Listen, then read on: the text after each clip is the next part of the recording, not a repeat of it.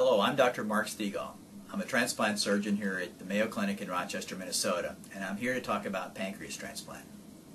This video is to educate you regarding your options if you have type 1 diabetes and kidney failure.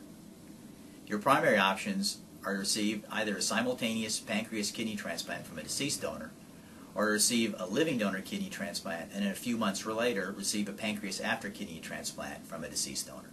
Either way, you end up with a functioning kidney and a functioning pancreas. The advantages of having a simultaneous pancreas kidney transplant, first, are that it's only one surgery, so you get a pancreas and a kidney at the same time. Second is that the pancreas graft survival in the simultaneous pancreas kidney transplant is a little bit better than the pancreas survival in a pancreas after kidney. Maybe 5 to 10% better at 5 years. There are some disadvantages of the simultaneous pancreas kidney transplant, however. One is that you'll have to wait about 2 years to get a transplant. Now, you get priority over other patients because it's usually about 5 years wait to get a kidney transplant. But still, 2 years may be a long time for you to wait, especially if you've been on dialysis for a long period of time or if you wanted to avoid dialysis completely. A simultaneous pancreas kidney transplant may not be the best option for you.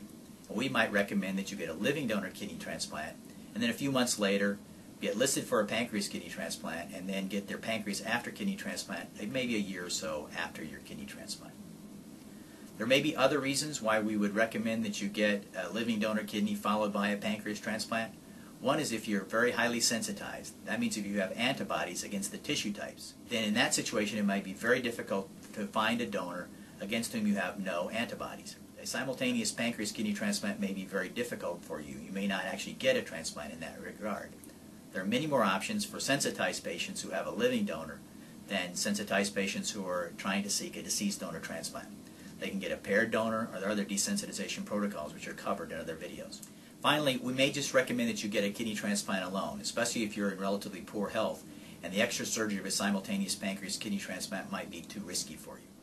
This video has just covered the highlights, and if you want to get more information or to schedule an appointment to see us and talk about pancreas transplant, call the toll-free number on the screen here. Good luck.